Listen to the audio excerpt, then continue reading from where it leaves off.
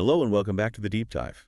I'm your host, and I have to say, I am incredibly excited for today's session. hmm Usually, when we get together here, we are tackling something massive. Oh, yeah. Huge topics. We're breaking down these complex geopolitical articles, or we are wading through, these thick nonfiction books about economics or history. With stack of papers a mile high, usually. Exactly.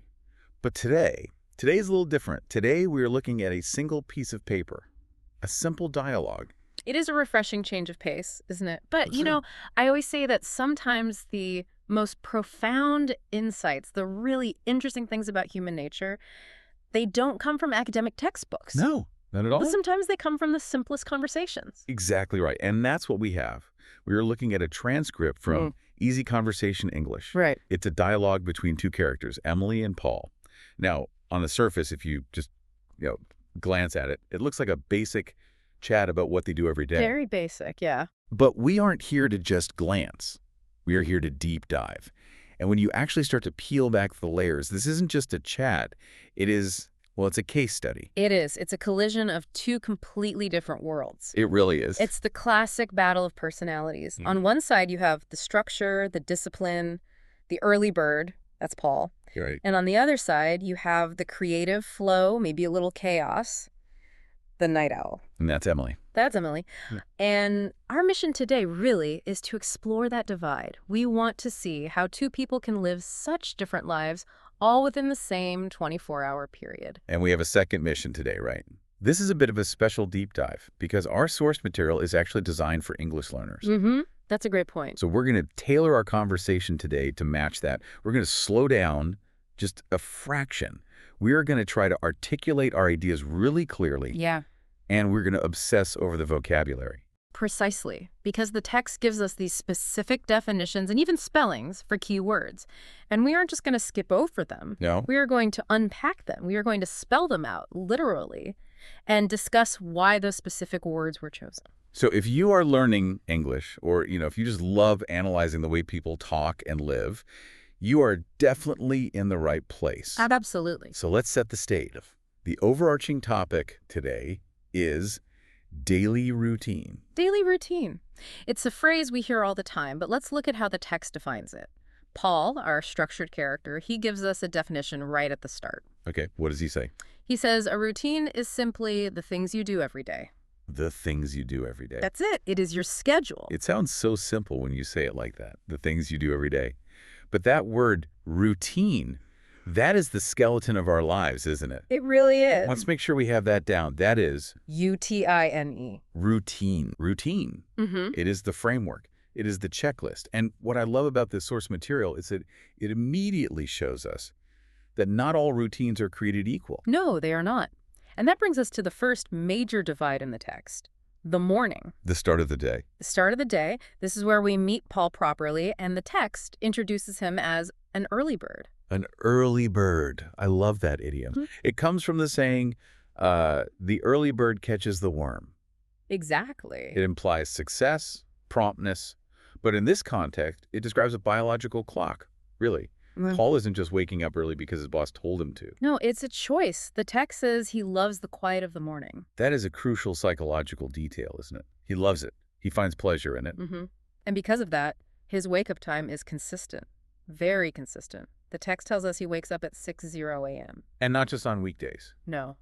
Every single day. See, that is where he loses me. 6:00 a.m. on a Tuesday? Okay, fine. You have to go to work. But the text explicitly says, even on Saturdays. That is a level of discipline that frankly, I do not possess. It is impressive. It suggests that for Paul, the routine itself is more important than the indulgence of sleeping in. He values that consistency. Yeah? But here is where we need to pull out our magnifying glass. There is a very specific linguistic distinction made in the text. Oh, this is a huge one. It is the difference between wake up and get up. And I think a lot of learners, and honestly a lot of native speakers, use these interchangeably. They do, all the time. But they are not the same action, are they? Not at all. And the text is very clear on this. Wake up refers to the moment consciousness returns. Your eyes open. You're no longer asleep. Your brain switches on. Exactly. But you are still in bed. Right? Still warm, Yeah. still under the covers. Exactly. Get up, on the other hand, is the physical action. It is the moment you throw the covers off, you swing your legs out, and you put your feet on the floor. You are leaving the bed. You are leaving the bed. So let's look at Paul's gap. The time between waking up and getting up. Okay. He wakes at 6:00 a.m. He gets up at 6:10 a.m. 10 minutes. That is a very efficient gap, isn't it? There's nothing. He gives himself 10 minutes to orient himself, maybe stretch, maybe think about the day, and then boom, he is up. He is vertical. Now let's contrast that with Emily. Emily is our night owl. The night owl. And let's break that down for a moment. N-I-G-H-T, night. Like the time when it is dark. Right. An O-W-L owl, like the bird that hunts in the dark. A night owl is someone who has energy in the evening and late at night. And because she has that energy at night, the morning is her enemy. Complete enemy. The text says she thinks 6:00 a.m. is too early. I am with Emily on this one. Her alarm rings at 8:30 a.m. Just think about that time difference. It's huge. 6:00 a.m. versus 8:30 a.m. That is 2.5 hours later. Paul points out in the dialogue that by 8:30 a.m., he is already at school working. They're basically operating in completely different time zones. They really are. But the real story here isn't just the time on the clock. It is the struggle. Ah, the struggle is real. Emily admits that she uses a specific button on her alarm clock. The snooze button. The snooze button. Let's spell that because it is a critical piece of vocabulary for modern life. It really is. It's S-N-O-Z-E, snooze. It is the button you press when the alarm goes off and you just aren't ready to face the world. Go now. It stops the noise for maybe 5 or 10 minutes so you can drift back to sleep. And Emily, she doesn't just press it once. She implies she presses it multiple times. Which brings us back to that distinction, wake up versus get up. Right. Emily wakes up at 8:30, meaning her alarm goes off and she hears it, but she doesn't actually get up, doesn't leave the bed. Until 9:00 a.m. Until 9:00 a.m. So Paul has a 10-minute gap.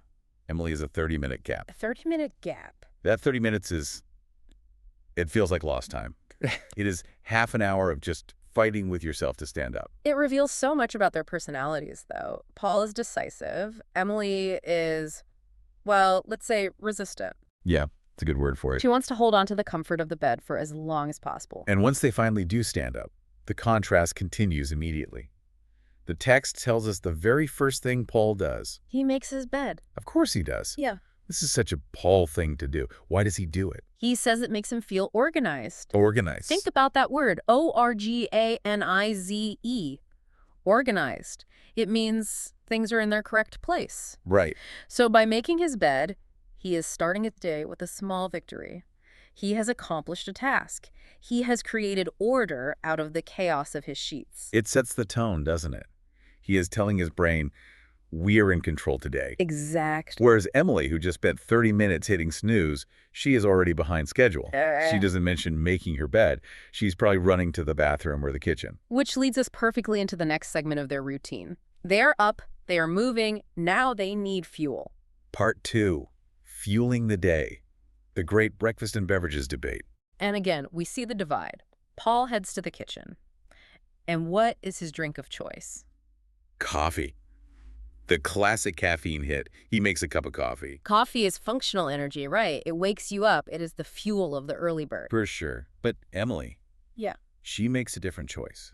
A very different choice. She prefers tea, specifically green tea. Yeah. And she gives a reason for it. And the reason is interesting. She said she likes it because it makes her feel healthy.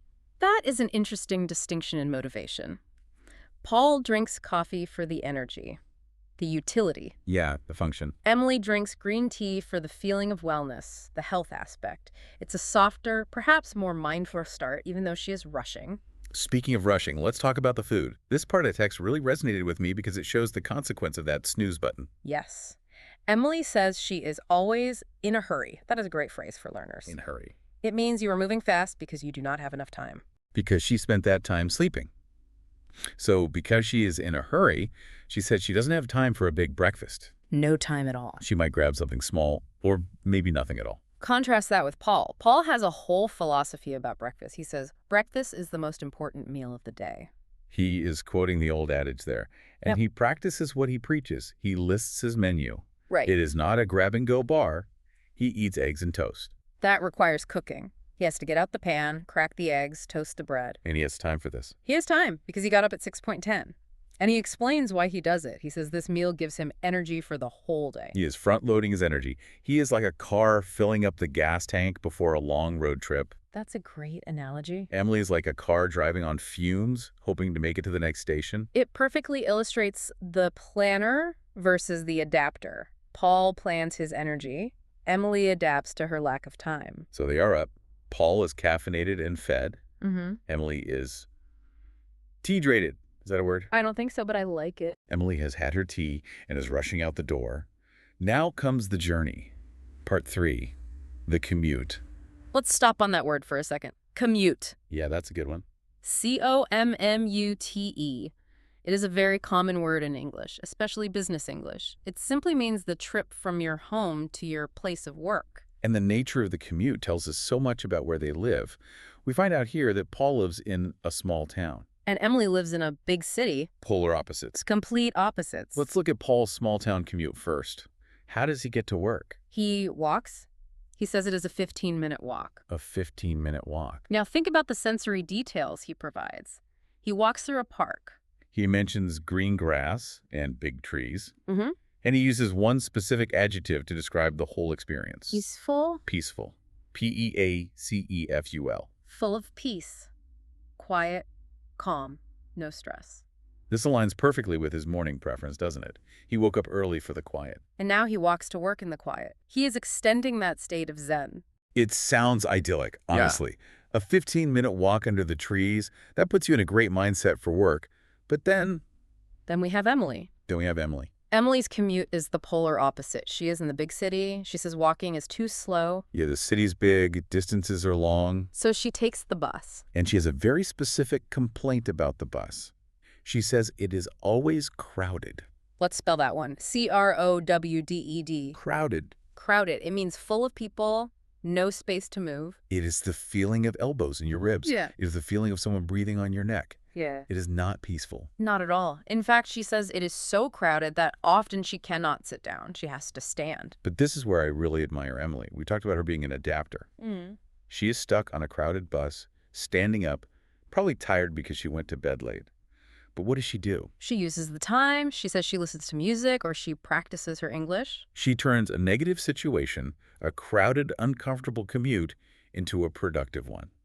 She multitasks. It is a great survival strategy for city life, really. If you can't change the environment, change how you interact with it. That's a great point. Paul interacts with his environment by absorbing the nature. Exactly. And Emily interacts with hers by blocking it out with headphones and focusing on learning. So they survive the commute. They arrive at their destinations. Now the real work begins. Part 4, the workday. And again, their jobs are perfect reflections of their personalities. Paul arrives at school at 8:45 a.m. He is a teacher. A teacher. So he is surrounded by people. He mentions many students. And how does he describe the atmosphere? He uses 2 words, busy and noisy. Noisy. That is interesting. Paul, the man who loves silence, the man who walks through the quiet park, spends his entire day in a noisy environment. It suggests a balance, doesn't it? Maybe he needs that quiet morning because he knows his day will be loud. I think you're right. He is charging his social battery before he drains it, teaching, talking, and reading with students. That makes perfect sense. If he woke up late and rushed to work, the noise might be too much. For sure. But because he is calm, he can handle it. Now let's look at Emily. She arrives at the art studio. STUDIO. A studio. This is an artist's workspace. And her environment is the inverse of Paul's. She says her day is very quiet. Total quiet. She's painting. She mentions her tools. She uses a brush, or sometimes she says she uses her hands. I love that detail. It shows she is tactile. She gets messy. Yeah. And she says something very profound about her workspace. She says, I lose track of time. Lose track of time. That is such a great phrase. It means you're so focused, so absorbed in what you are doing that you don't look at the clock. And then suddenly hours have passed. Psychologists often call this flow. She is in a flow state. Paul is ruled by the clock. School starts at 8:45. Class ends at a certain time. Emily enters the studio and time just dissolves. Until, of course, biology kicks in. The stomach rumbles. It is lunchtime. The text says lunch is at 12:30 p.m. And the planner versus adapter dynamic returns. Paul brings a lunchbox from home. Of course he does. He probably packed it the night before, or maybe during that efficient morning routine of his. I would bet on it. And the text tells us exactly what he's eating. A turkey sandwich and an apple. It is simple. It is healthy. It is consistent. He doesn't have to think about what to eat. No. He decided it already. It is efficient. Emily, on the other hand, leaves the studio. She goes to a small cafe with friends from school. So she makes lunch a social event. Paul is eating his sandwich, perhaps grading papers or just resting. Yeah. Emily is seeking connection. She eats warm soup or fresh salad, comfort food. But there's one detail about lunch that unites them. And I have to say, this is the most relatable part of the entire transcript. The chocolate. Yes, the chocolate. Emily mentions that after lunch, they always have a little bit of chocolate. And Paul, the disciplined, egg-eating, bed-making Paul, agrees completely. What does he say? He says chocolate is always a good idea. It is a moment of shared humanity, isn't it? It really is. No matter how different their routines are, everyone needs a little treat, a little sugar to get through the afternoon. It bridges the gap. The early bird and the night owl can both agree on chocolate. So lunch ends. Paul goes back to class until 4:00 p.m., and he mentions a specific task he has to do at the end of the day. Oh, yeah. He has to grade papers. Let's spell that. Grade, to grade. Right. That means checking the student's work, marking the errors, giving it a score. It is a very focused, analytical task. And meanwhile, Emily paints until 5:00 p.m. So she finishes an hour later than Paul. Right. And this marks the end of the workday and the beginning of what sociologists sometimes call the second shift. R5, the second shift. Mhm. Chores and errands. The work you do for your life, not your job. That's a good way to put it. Let's start with the trip home. Emily has to stop. She goes to the supermarket. She needs groceries. Let's spell that. It's a tricky one. It is. Groceries. Groceries. The food and supplies you buy for your home. She lists milk, pasta, vegetables. So she is doing her shopping after a full day of work, carrying bags, probably taking that crowded bus again. It sounds exhausting. It does. But Paul goes straight home. Straight home. He does not stop for groceries on weekdays. And the text gives us a very specific and I think very heartwarming reason why. Max. Max. Paul has a dog named Max. He says, my dog Max is waiting for me. He has a responsibility. A living creature relies on him. So he goes straight home to take Max for a walk. Right away. This tells us so much about Paul. He is reliable.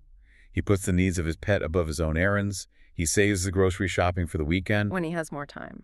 Again, the planner. The planner. And again, that walk with Max, it's probably another moment of nature and peace for him.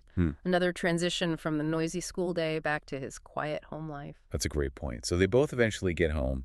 Emily with her pasta, Paul with his tired dog. And now they face the enemy. The chores. The chores. C-H-O-R-E-S. Chores. The text defines them as small jobs we do at home. But honestly, sometimes they feel like big jobs. They absolutely do. And the text is very honest here.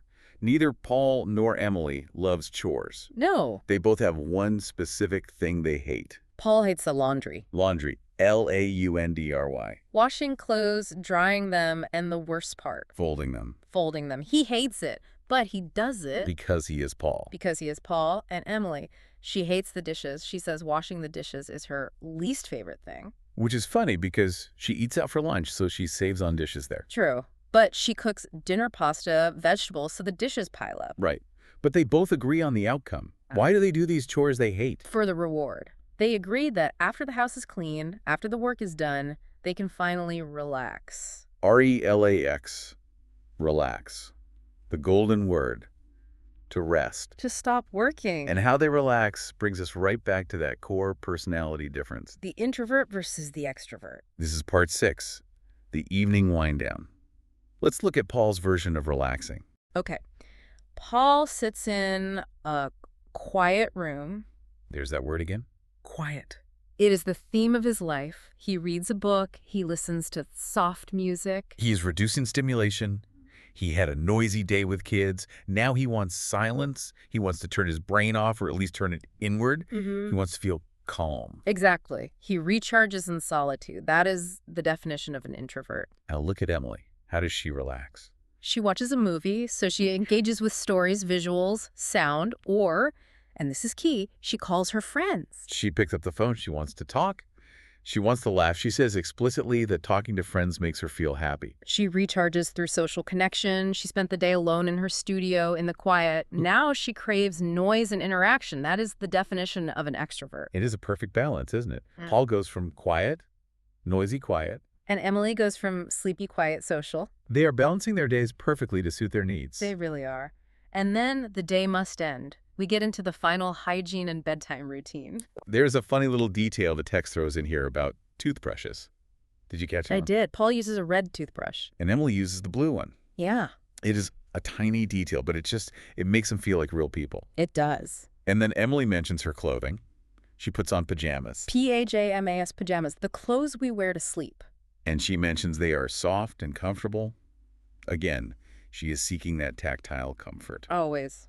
And finally, the clock strikes. The loop closes. Paul goes to bed at 10:30 p.m. He has to. He wakes up at 6 a.m. If he goes to bed later, he loses his sleep, He says something quite funny. He says he is already asleep by the time Emily goes to bed. which is 11:30 p.m. 11:30 p.m. So she is up an hour later. That is why she needs that snooze button in the morning. It is a cycle. Her late night causes her hard morning. And Paul's early night allows his easy morning. Cause and effect. You cannot have the night owl lifestyle without paying the price in the morning, usually. So we have walked through the entire day, from the 6 a.m. alarm to the 11:30 p.m. lights out. We have seen the early bird, the night owl, the teacher, the artist, the small town, the big city. It is amazing how much information was packed into that simple dialogue. It really is. We have learned vocabulary like routine, commute, crowded, chores, and relax. We learn the difference between waking up and getting up. That's a big one. But I think the biggest takeaway for me isn't just the vocabulary, it is the validation. Validation, how so? Yes, validation that there isn't one right way to live. Precisely. Emily says it best at the end of the text. We have very different lives, but we both have a routine that works for us. That is the key phrase, works for us. Mm-hmm. Paul's routine would drive Emily crazy. It's too rigid. Emily's routine would drive Paul crazy. It's too chaotic, but for themselves. It is perfect. It's perfect. And that is a great lesson for our listeners. When you are building your routine, don't try to be Paul if you are an Emily. And don't try to be Emily if you are Paul. So we want to turn this over to you, the listener. We have been analyzing these two characters, but now we want you to analyze yourself. Think about the questions the characters asked. What time do you wake up? Are you a 6 a.m. person or a snooze button person? And what is your favorite part of the day? Is it that peaceful morning walk? Is it the focus of your work? Or is it the chocolate after lunch? Or maybe the feeling of relaxing after the chores are done? Whatever your routine is, we hope this deep dive helped you understand the English words to describe it. Yeah. We hope you can now look at your commute or your laundry and say, hey, I know how to spell that. The source text ends with a lovely sign-off. Stay safe, keep practicing. And that applies to English and it applies to life. Absolutely. Keep practicing your routine. Keep practicing your vocabulary. Have a wonderful day or a wonderful night depending on where you are in your routine. Thanks for listening to The Deep Dive. We will see you next time.